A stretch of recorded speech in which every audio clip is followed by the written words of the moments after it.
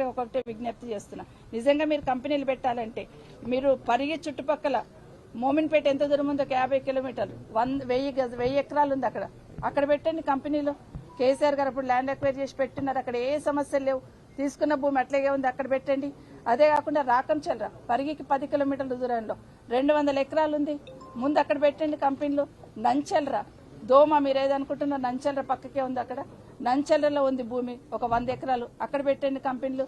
సీతారాంపురం ఒక 50 కిలోమీటర్ల దూరంలో ఉంది, అక్కడ ఒక 1000 ఎకరాలు ఉంది, అక్కడ పెట్టండి కంపెనీలు.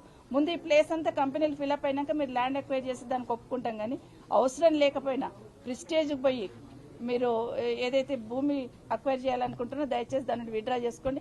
అక్కడున్న రైతులకు అందరూ కూడా విజ్ఞప్తి చేస్తున్నాం, మీరు ధైర్యంగా ఉండండి. ఖచ్చితంగా బీఆర్ఎస్ పార్టీ మీకు అండగా ఉంటుంది. వాళ్ళు విత్డ్రా చేసుకున్నంత వరకు మా పోరాటం మీ తరఫునే ఉంటుందని కోరుతా ఉన్నాం.